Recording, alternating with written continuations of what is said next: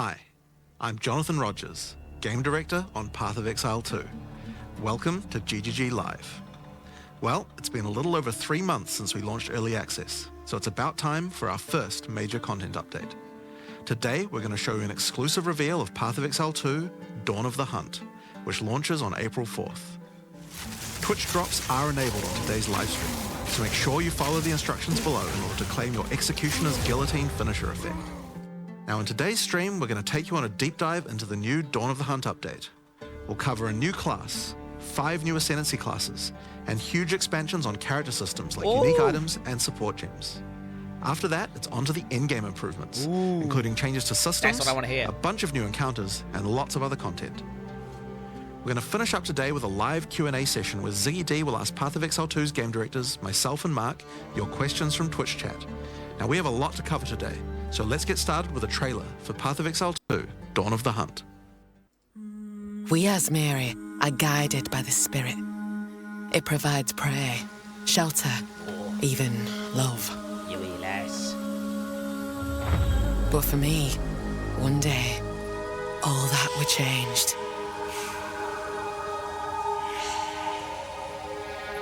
The Spirit, it showed me something. Something forbidden. And to defend all I loved, I used it. I lost everything that day. But fate weren't finished with me yet.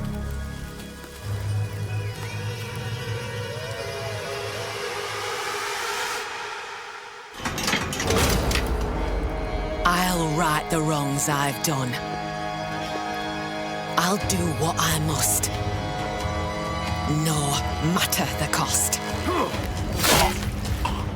I will hear the Spirit once more.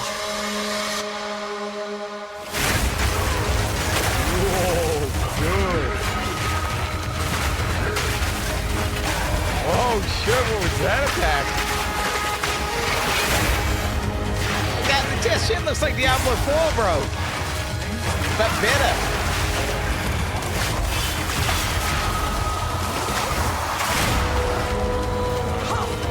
Oh, you're on the mount, bro. Oh, the T4 guys are going to go crazy for this. Can I see him on the mount?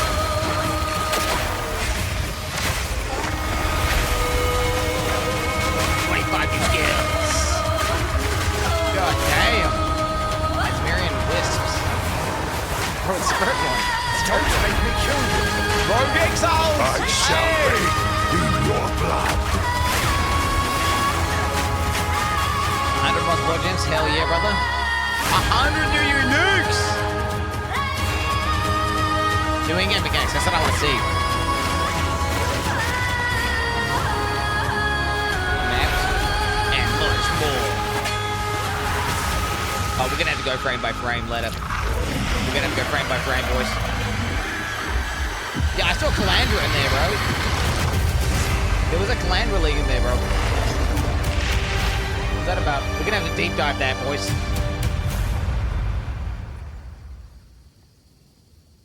Wait, is Pee-wee's patch only a week away? Now, as you can see, in Dawn of the Hunt, we're introducing the first new class since early access to PoE 2, the Huntress. The Huntress is a spear-wielding Asmeri warrior. Born into a society with strict traditions, she was exiled from her homeland after using the power of a skill gem to defend her village. As a dexterous spear user, she specializes in both melee and ranged combat, dashing into and out of battle. Spears have extended range and a short dash, but unlike other melee weapons, you can also throw them. In order to make a hybrid ranged and melee character work, we had to do a lot of thinking about ways to make it fun to both enter and exit melee range. Bro, what was that? The first skill you will get as a Huntress is Whirling Slash. As well as striking in a circle around you, this skill creates a whirlwind that blinds your enemies.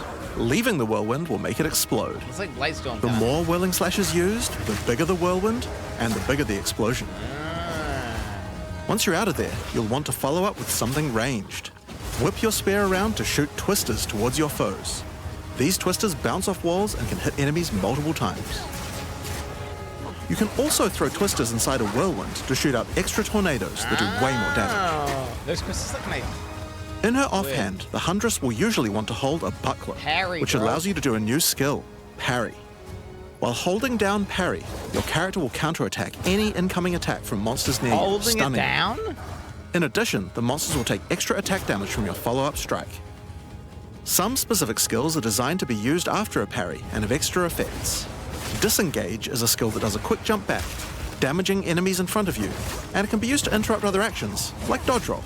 If you use it against a parried enemy though, it causes an explosion and gives you a frenzy charge. Just be careful. If you parry too much, you're going to get stunned and possibly killed.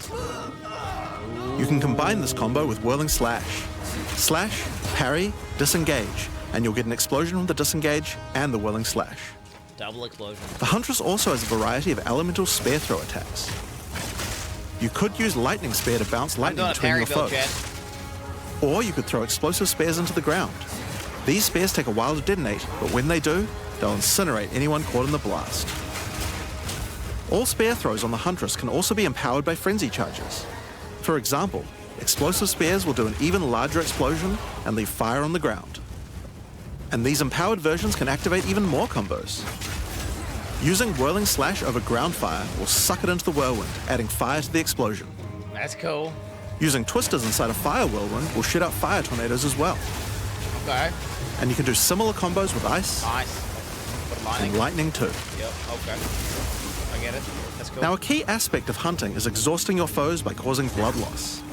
This skill is Rake, which dashes towards your target and unleashes a deadly slash, Okay. opening up wounds on your enemies. We're doing a rake build, boys. Follow up with Disengage and watch them bleed out as Rake. they run towards you. Rake parry. On the health bar of monsters, you can see how much blood loss the enemy has experienced, and the Huntress has skills to take advantage of this. For example, using Blood Hunt will Instantaneous. thrust forward and cause a bloody explosion. The more blood loss, the bigger the explosion. If you want to cause bigger bleeds, try out Rapid Assault. The final hit of this multi-hit combo will stick a spear into your enemy for a big bleed. How much? Now, Explosive How big? Spear and Rapid Assault both result in leaving spears behind, either in the ground or in enemies. But there are other skills that leave spears around too, like Storm Lance, that leaves an electrical spear that arcs towards enemies. But what can you do with all these spears? Detonate them, of course. Thunderous Leap will allow you to jump onto and explode any spears either in the ground or in your enemies. Now, as well as hunting animals, the Huntress also has the ability to work with them. While fighting any beast, you have the ability to tame it and use it as a companion. What? You can only have one companion at a time, but it will keep the mods that were on it. That's Try to find a fucking rare sick. beast with good mods to take full advantage of your What ability the to tame them. fuck? That's cool, bro. A bleed companion. Now, this is just the build, bro. beginning of the Huntress. dog We've really tamer tried to build. make the hybrid ranged and melee gameplay work for this class by having a huge amount of synergy between ranged and melee options. There are 22 new skills available for the Huntress. By endgame, you'll be slinging hundreds of insanely powerful spears, sending forth spirit animals and summoning the might of Solaris from the sky. What the fuck? But we still haven't It's talked about ultimate. ascendancy classes yet. What can the Huntress ascend into? Well, the first ascension class you could choose is the Ritualist. The Ritualist has embraced the darker side of his merry traditions by harnessing the power of animal sacrifice and plague. The Corrupted Life Force skill causes all enemies around you to grow volatile blood boils on their skin. When those enemies are slain, the boils will burst, spreading corrupted blood to all enemies around them. The Ritualist also excels in taking advantage of magical trinkets. Dude, The Unfurled Finger skill allows you to equip an additional ring on a finger around your shit. neck. Taking Mystic Attunement increases the bonuses of all the rings and amulets you have equipped. Nah. Now, this is one of my favorites. As the Whispers Ask grants you a new skill, Ritual Sacrifice. Use the skill on the corpses of slain rare monsters to absorb the power in their blood to give you one of their like a modifiers hit for on a it. short time. Get under the home. Specialize further into Ritualistic Sacrifice with As the Whispers Demand, which allows you to perform that skill on yourself instead of a corpse. Cut your own hand, sacrificing some of your own blood to empower yourself. The Amazon Ascension is for those looking to she's hunt looking more than sick. just beasts. She's looking sick. Trained as an elite guard to the most important as merry elders, the Amazon will use more traditional fighting techniques mastered to perfection. The Predatory Instinct skill will cause you to reveal weaknesses in the defenses of rare and unique enemies, causing you to deal more damage. You can see those weak spots represented on their life bars. While using Elemental Infusion, any charges you consume will infuse your weapon with elemental power, causing any projectile attacks to explode on impact. It's like a little discharge. The Critical Strike skill is as simple as it sounds. It takes your excess accuracy and gives it to you as critical strike chance. Additionally, you have skills like Mystic Harvest, which allows your elemental damage to leech life, and as Mary Brew, to be able to use either flask to restore both life and mana. What? So those are the 2 new ascendancies for the Huntress. But those are not the only ascendancies in Dawn of the Hunt. We've added a new ascension class for 3 of the other existing classes too. First up, for our warriors out there, we have the Smith of Kitava. The warrior is a blacksmith in origin, taught by his father Renly. With this ascension, you can take your smithing skills to new heights by embracing power from the insatiable one himself, Kitava. Smiths of Kitava are master blacksmiths and have the ability to forge their weapon, quite literally. Using the Against the Anvil notable skill, you can enhance your weapon with fiery destruction before any battle. After doing so, your attacks will release explosions on hit for maximum devastation. You can also use the power of Kitava to summon an animated copy of your weapon to fight alongside you. A great blacksmith can do more than just forging their weapon though. Their armor can be enhanced too. Now you might think this Ascendancy class tree looks a little abnormal, What the fuck and is you're that? right. What is that? There's a lot of notable skills all disconnected at the bottom there. By taking this point here, which is free to assign, your character is unable to equip body armors with mods of any kind. So your body armor must be normal. Sounds like a downside, right? Except now in true blacksmith fashion, you get to craft your own body armor by taking those disconnected notables with your points. If you want your body armor to grant life, take this notable. If you want resistances, take this one. There's so many choices. Think of it like you're crafting your own body armor, just in a more literal sense. Now, let's move on to those who prefer the reassuring feel of a crossbow in their hands, You get like the 3 mercenary. points? Alongside the existing Ascension classes, the Gemling Legionnaire and the Witch Hunter, you can now play as the Tactician. The Tactician is a former Blackguard elite. Old sentry guy. Free from the duties of a Blackguard, he is able to use his training to decimate the monsters of Rayclast and earn a healthy income doing so. This training comes in the form of various skills like Suppressing Fire, which causes all projectiles to pin enemies. When combined with the Right Where We Want Them notable, your pin not only stops your enemies from moving, but stops them from performing actions too. Similar to Freeze. With a soldier's training, the Tactician also works well cooperatively. Using the Whoever Pays Best notable, you can place multiple banners at once. Ew. The Watch How We Do It skill gives a portion of your weapon's damage to your allies as well. Fuck that. But if that isn't enough, you can also command your army of off-screen archers to unleash hell and carpet an entire area with arrows. Finally, Witch players will be able to join their legions by becoming undead themselves. In Dawn of the Hunt, we're introducing the Lich Ascension class. The Lich is a master of chaos and curses and could sacrifice her life to enhance her energy shield. The Crystalline Phylactery skill allows you to nominate a jewel in which to contain part of your soul, massively increasing its power. There's just one downside to splitting your soul this way though. If you have no energy shield, your mana costs will shoot up. The Necromantic Conduit skill causes you and allies in your presence to have unholy might, granting extra damage as chaos damage. Rupture the Soul makes enemies you curse explode with chaos damage when slain. Oh, occultist? Okay. Yeah. Dominion over Flesh allows you to apply an additional curse. Okay, it's occultist. It's safe to say you'll be the true master of the occult by choosing the Lich class. So Dawn of the Hunt has the Huntress and 5 new Ascension classes, but it doesn't end there. Let's take a look at some of the new skills we've added. Now you may remember we've previously talked about the Raise Spectre skill. It's finally complete, and it will be made available in the upcoming expansion. Oh, shit, okay. It can be found in the occult skills on the skill gem crafting panel. Okay. Raise Spectre is a skill that allows you to trap the soul of almost any monster in the game, It's gonna hold you on. which you can then summon in the skill panel. Spectres cost spirit and will revive automatically if they die, but the spirit cost varies based on the power of the monster. You could summon an army of weaker monsters, or a few of the more powerful monsters. You can combine them with your existing skeleton minions, A balancing nightmare. or summon exclusively spectres. This It's is all gonna be up to you broken, and by how the you way. want to customize your army of the undead. Given that there are hundreds upon hundreds of monster variants in Path of Exile 2, it's safe to say you'll be experimenting with this one for a while. We look forward to seeing which monsters serve you best. Now let's move on to our next skill. Since we've been talking about summoning undead so much, let's have a change of pace and summon something a little more alive. In Dawn of the Hunt, we're adding the Summon Rower skill.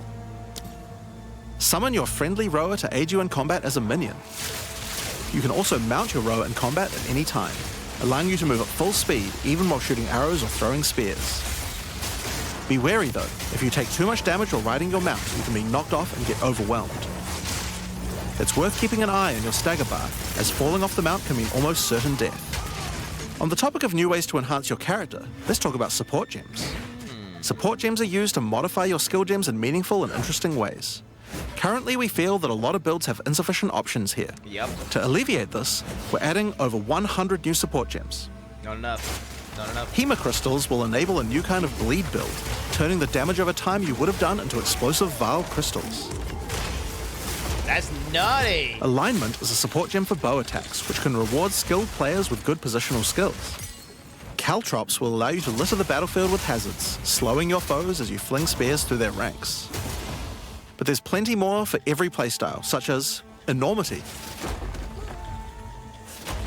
Unsteady Tempo, I need to read these, I can't read them fast enough, man. Oh well, it's cool though. Profanity,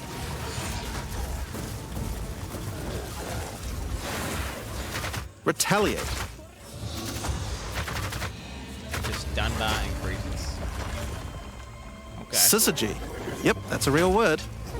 What the fuck is syzygy? And many more.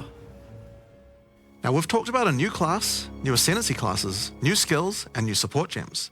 But let's not forget about the core of a true action RPG, the items. To start with, let's talk about uniques. All your uniques are dog shit. We're adding over 100 new they're unique all items. dog shit, GG. This time, we've made sure to add uniques with a focus on mid and endgame tiers to make sure there are more exciting items to find for higher level characters. Time. Let's look at some examples. Embrace your inner devil with Chernobog's Pillar. It grants you a large amount of fire damage based on your block chance. Okay. The Coming Calamity allows you to become a true master of the elements, granting you all 3 Elemental Herald skills without costing any spirit. At the same time, it penalizes enemy resistances. What? Wastegate is a belt useful for builds using a single resource like Blood Magic or Archmage builds. With this belt, you can use 2 life flasks or 2 mana flasks. It's up to you. I feel like it's been Now, we done on could the go tree. through these all day, but we'll leave most of them for you to discover. Suffice to say, though, we want there to be way more cool things to find. Over time, our goal is to add a unique to every single base item type at a minimum, so that you can chance any base in the game. It's the patch out Now, thing. given that we have the Huntress, we have a set of unique spears from early game all the way through to end game as well. One example is Scyther's Spear, Nice. which combines bleed and fire in a powerful way. It allows your ignites to be aggravated, dealing substantially more damage. We're also introducing a suite of unique bucklers with some interesting parry mechanics. Calgyra's Arc, for Infinite example, projectile allows you to parry. parry projectiles from any distance. And we're also adding our first unique charms. Bayra's Anguish will not only protect you from ignite, but will also emit a devastating fire nova whenever you do get ignited. That's kind of cool. In sum, there's just a ton of new uniques to find. We can't wait to see the weird and broken builds that come out of it. Now, we also want to talk about crafting options. Okay, here we In go. each major update during need early this. access, We we'll be need more. continuing to add and improve the options here. We have various new crafting tools that have been added as rewards to many of the different types of new content that we're adding. But for now, I just want to mention the changes to runes. Runes add commonly available mods, but since they only have 1 tier, flat damage mods tend to get outclassed by endgame. So we've changed runes to have multiple tiers, allowing you to get higher tier mods than before. Our plan is to significantly expand the number of more specialized mods for crafting using socketables as we add new content over time. And the first new set of those They're comes buffing from the what we're bench, talking about basically. next. That's buffing the In bench. Dawn of the Hunt, we're adding Asmerian Wisps, which can be found throughout both the campaign and the endgame. I got what's PTSD, bro, from that fucking The one Asmeri expansion. spirit has made itself present in Rayclast, and it appears to be trying to warn, or maybe prepare us for the coming darkness. You will first encounter a manifestation of it in the Grellwood in Act 1, where you'll meet Delwyn, an Asmeri hunter who is trying to find out what exactly is causing the spirit to behave this way. As you approach the wisp, it will flee, leading you past monsters. Any monsters it comes into contact with are infused by it, making them more powerful. Each spirit is associated with a specific revered animal within Asmeri culture. This one is a wisp of the Great Bear and grants enemies extra life and stun. The wisp moves faster the closer you are, and as you move away, they slow down to wait for you. Okay. But if you get too far away for too long, they'll dissipate and return to the woods. As you continue to chase the wisp, it will find and possess a rare or unique monster, granting it a new powerful ability. Because this was a wisp of the Great Bear, this monster now also has increased life and stun. But on top of that, it will periodically summon a large spectral bear that slams with wild fury. If you're able to defeat this foe, you will be rewarded. For each monster that was infused and killed along the way, the rewards will be increased. Each wisp has its own mechanics. The Wisp of the Winter Owl is a primal wisp that causes enemies to deal extra cold damage, gain energy shield, and release wind vortices on death. When infusing a monster, they will call down large tornadoes to protect their host. The Wisp of the Wild Cat is a vivid wisp that causes affected monsters to deal more critical strikes and become more evasive. When it infuses a monster, it will summon a barrage of feline spirits that will attempt to tear you limb from limb. Jesus. If you're lucky, you may even find sacred wisps that can do some pretty crazy things to the monsters they influence. Like the Wisp of the Cunning Fox, which turns normal monsters into magics, magic monsters into rares, and rare monsters into actual bosses. Wait, what? Asmerian wisps can drop a new set of socketable items that allow you to craft a wide range of interesting new mods onto your items. Each one may only be used on a specific item slot. As mentioned, the Asmerian wisps can be encountered throughout the game, but there's also a new endgame map called the Asmeri Ranges, a mountain village where the Asmeri once lived, now overrun with corrupt monsters. This map always has multiple Asmerian wisps in it, and familiar, yet not quite the same boss fight. Asmerian wisps can also be further modified by the endgame atlas tree as well, and by tablets. Okay, wait. But I'm not going to be the one talking about those things. In order to cover all the new content in Endgame, I'm going to hand things over to Mark. Hi, I'm Mark Roberts, Game Director on Path of Exile 2. There's a ton to talk about with the Endgame today, so let's dig right in. Path of Exile 2's early access began with a brand new Endgame, and it was clear that it needed a lot of work. Yeah, it did. After absorbing your feedback, we're ready to make some epic changes. We need big changes. The first thing is, we just need a lot more content.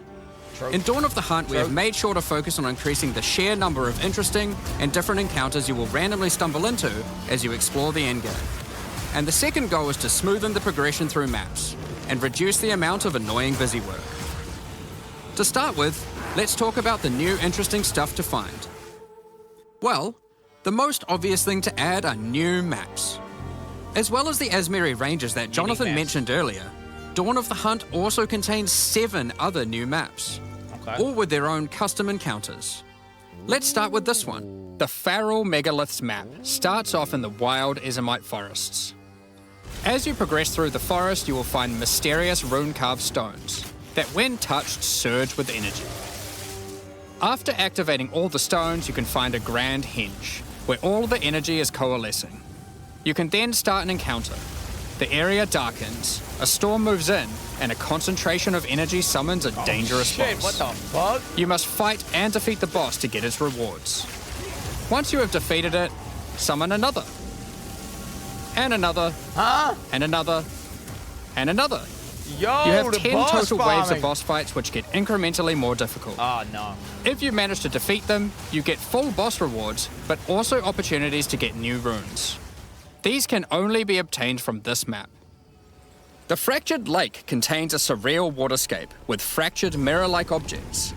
As you move around the map, the terrain itself elevates from below, creating the ground you walk on. In this unique map, all the rare monsters are mirrored, so you're always fighting 2 of the same rare at the same time, which can prove quite difficult.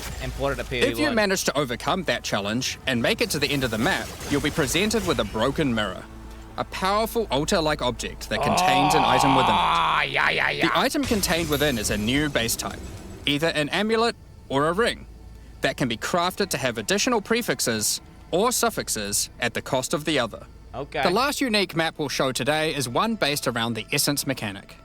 You enter a crystalline cavern, and you will find a powerful map boss imprisoned in the center. It is surrounded by many rare monsters, also imprisoned in essences.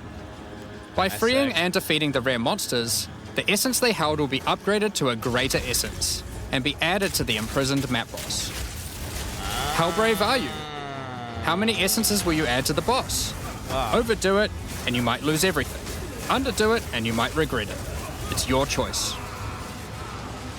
Speaking of essences, alongside visual improvements, you're now able to apply Varlorbs to corrupt the essences with a range of unpredictable outcomes.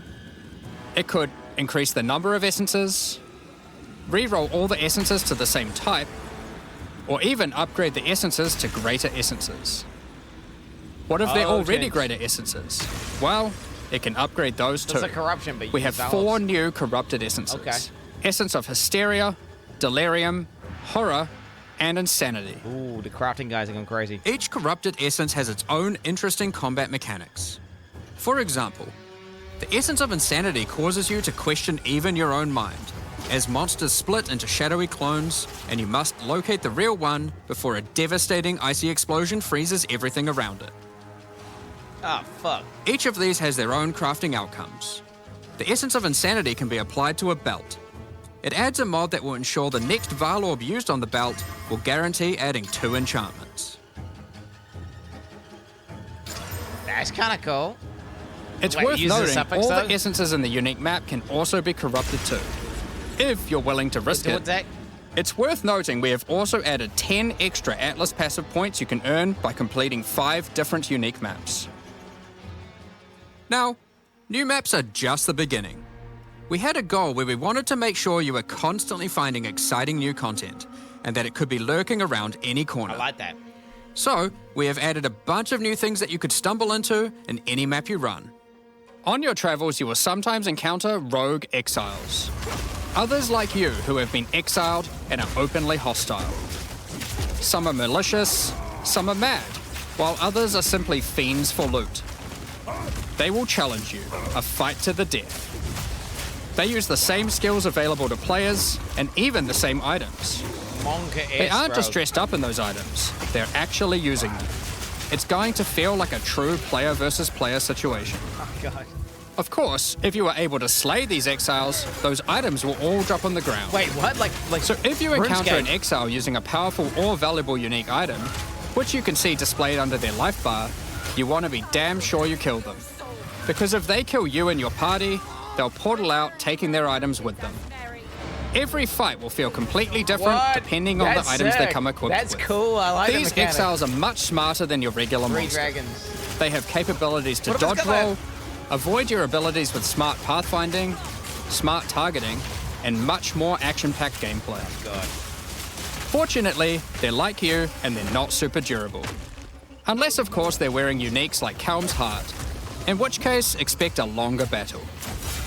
There are 12 different rogue exiles you can find, each with their own skills and They have a personalities. randomization in terms Some of may uniques? insult you, while others may admire your honor in combat. Another encounter you might stumble onto in Dawn of the Hunt are one of 4 new unique strongboxes. Strongboxes are chests with modifiers. When you try to open them, they activate traps and spawn waves of monsters that you must defeat to access the loot. Let's take a look at 2 of the new unique boxes that are harder to find and behave just a little bit differently. The Ogham's Legacy Strongbox has a corpse splayed out in front of the rune-carved stone. Upon interacting with the stone, you activate Forbidden Ezomite magic, which revives the monster as a powerful rare. The Strongbox comes with a modifier which determines how many times it will revive that rare. Each time you defeat the monstrosity, the Strongbox revives it again, adding an extra modifier to the monster. With each resurrection, it becomes more difficult, but also more rewarding. Oh, God. This strongbox is infused with thaumaturgy from ancient Val technology. Eshell's Torment has a powerful artifact inside, and is guarded by chaos itself. Defeating the monsters will grant you a unique item, with a specific corrupted outcome. You'll have to find the other 2 for yourself to see what they do. Beetle, dude. Oh, no. Now, A let's puzzle talk box. about the introduction to the endgame. Upon starting the endgame, Doriani tasks you with cleansing corruption to help restore the land. However, In practice, the quest objective just sent you on a grind to clear 15 maps. We wanted to make the quest to unlock your Atlas passives much more interesting. Now, Doriani is tasking you with a more specific objective. On the Atlas, you will find areas of corruption caused by the beast. In the center of each one, you will find a corrupted nexus, the source of the affliction. In the areas leading up to the nexus, you will notice that corruption spills out from slain enemies and amalgamates into powerful monsters. Corrupted maps existed on the Atlas before, but we've done significant work on improving these monsters. We've also done a full pass on the modifiers on these maps to make them more interesting and more rewarding. Once you reach the nexus, you will have a new task: cleanse the source of corruption. When you defeat the last rare in those maps, they will spawn one of 3 terrifying bosses, amalgamations of corruption itself. After defeating that boss, Doriani will come and cleanse the corruption for good. As the remains of the boss are purged of corruption, it coalesces into raw crystallized power, which you can use to gain points for your Atlas passive skill tree. The upgrade system that allows you to add and enhance content in your maps. That's cooler. We didn't stop there, though. Dude. When you complete a That's corrupted sick. nexus, all of the remaining surrounding corrupted maps will become cleansed maps. Cleansed maps also have new monsters, That's cool. a new boss, and their own set of modifiers and rewards, Whoa, that's cool. including finding fracturing orbs by slaying cleansed enemies. Yo, fracturing orbs. What? Fracturing orbs? These orbs can be used in crafting on a They're rare so item rare. to cause one of its modifiers to become fractured. They're gonna be so A rare. fractured modifier is one that cannot be modified by any means. You are able to freely modify the item, ensuring the fractured modifier will never change. Because there's no cancel. If you get the right item with the right mod, it can prove to be a very powerful crafting base indeed. You must now choose. Do you complete all the corrupted maps and then the Nexus? Or maybe you beeline to the Nexus, Beeline Nexus. complete it, and do all the remaining maps clean. Beeline Nexus every time. Both have rewards to entice Fracturing you orb. and Beeline challenges Nexus. to assess. I hate those Beyond mobs anyway. Now, let's have a talk about towers. One thing we've had a lot of feedback on is the busy work around running towers and managing your tablets.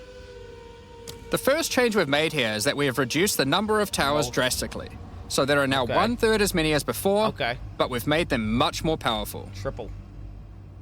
To start with, tablets now inherently add twice as many mechanics. Okay, But doubled that's it. not all. Doubled it. Running higher tier maps and towers now increases the number of mechanics applied by tablets. By tier 15, the bonuses double, allowing a single tablet to now add 4 times as many mechanics as before. Jesus Christ. So, we're running far fewer towers, dealing with fewer tablets, and affecting even more maps than before. Yeah. But because there are fewer towers overlapping with each other, you won't get as many opportunities to stack different tablets. Get a stack at In the order same to tower. solve this, we've made it so that each tower can consume up to 3 tablets at once. You always get 1 slot on completing the tower, but if you can complete a tower with more mods on the waystone, you can unlock a 2nd or 3rd slot. Overall, this allows for even more juicing from towers, while drastically reducing the amount of busy work you have to do. On top of that, towers are much more interesting maps because they can now spawn with 6 all mod mechanics, tower. including bosses. Each tower map has a new boss. Let's take a look at a couple here. Okay. The boss fight of the Alpine Ridge map Yo, has that's 2 sick. powerful witches contesting for territory. One witch has an affinity for ice, the other fire. Who will win? Hopefully neither. The boss of the Sinking Spire map is a remnant of the Val that has been charged with lightning. It uses a full suite of lightning abilities, but be careful. If any of them hit the surrounding constructs, they will power up. Another thing that we've seen a lot of feedback about is sustaining waystones. As we looked into it, Get we good. realized that the people who couldn't sustain waystones were Trash dying a companions. lot. Oh, shit. A lot more than we had expected. And that made us realize something. During the campaign, the expectation is that you can die multiple times in order to learn how to overcome challenges. You are able to learn how the monsters behave, adapt to their skills, and eventually overcome them. But as soon as you get to the endgame, you are effectively no longer allowed to die if you want to sustain waystones. As it should be. By the time you are getting towards the end of endgame, we want you to have to be careful not to die. But it certainly shouldn't be that we have such a sudden They need shift to make the as you campaign run harder. your first maps. That's how they fix it. The first change we're making is you can now respawn and return to a map if you die, Wow. continuing from where you left off. Okay. When you start the Wait, endgame, what? you get Okay. up to 6 total attempts per map. Reddit 1. As you add more modifiers to a waystone, the Okay. number of respawns goes down. Ah, yeah. Okay, so This it's the means same- that as you get to the point that you're running every Rock bottom. waystone as a rare, you will have to be more careful. There it is. In parties, everyone gets to respawn that Okay. number of times. Reddit didn't win. But we still think it's important that you can kill a boss in one go. In order to allow that to happen, we've made a change so that once you start the boss fight, it changes over to the same respawning system we use for pinnacle bosses. This means that the map owner can choose to respawn everyone at the same time. Another complaint we've seen a lot of is players not wanting to do the pinnacle content because of the experience penalty from dying. A change we've made here is that all pinnacle content now no longer grants experience, but also no longer removes experience on death either. I mean, okay. Dawn of the Hunt Stop also cooking. brings the first We're batch of rejoicing. Twilight Order reliquary Matthew's gone keys crazy from the right now. early access supporter packs. These keys contain items selected by our supporters.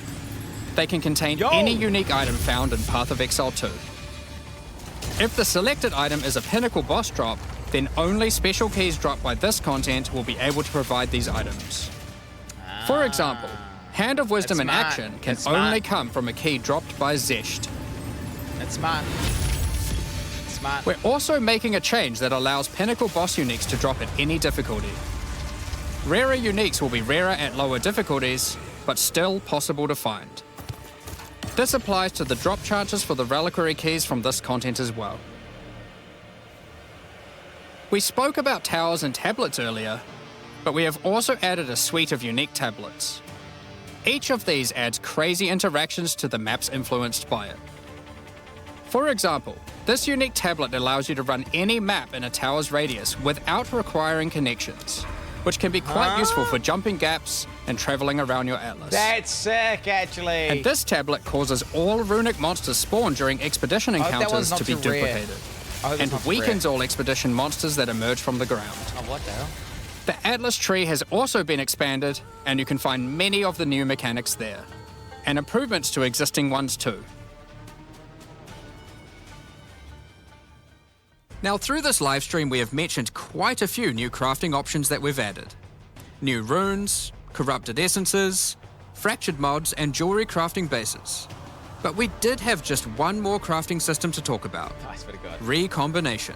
Expedition was the only in-game mechanic that was lacking a crafting system, so that needed to change. Recombination is a mechanic that might be familiar to some players. It allows you to merge two items together, hoping to get the best elements of each on a single new item. This new crafting bench will be unlocked as you complete your first expedition, and requires artifacts found during expeditions to fuel it. The rarer the mods on the item you are combining, the more expensive the cost.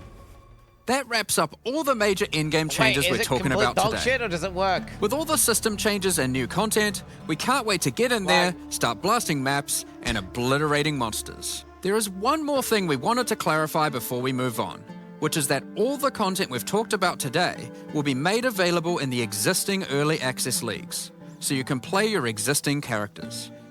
However, there will be new leagues made for those who wish to start in a fresh economy. Okay. It is recommended to start over and get the full new experience in the Dawn of the Hunt leagues. For all our existing early access players, we're really looking forward to joining you playing in this new update. For those who don't already have access and are interested in playing Path of Exile 2, Dawn of the Hunt, you are able to at any time purchase an early access supporter pack at www.pathofexile2.com. Just keep going.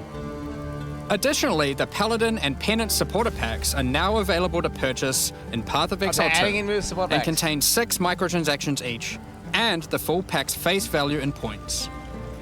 All the microtransactions Whoa, contained points within these value in packs points? are purely cosmetic and do Points. not affect your character's power or progression in any way. Thank you so much for your ongoing support.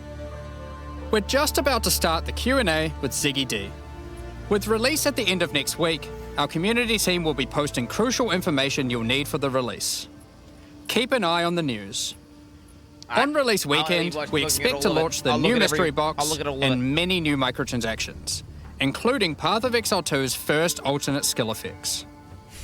Thanks for joining us today and checking out our latest developments. We're looking forward to playing the Huntress, trying new builds, and exploring the new endgame next week. We'll begin the Q&A shortly, so please get your questions ready. Okay, that was quite satisfactory. They hit upon pretty much everything that I wanted, which was in-game crafting. And they didn't say anything about balancing, though, or skills. But the main thing was we now have more crafting options. I hope those fracturing orbs are common.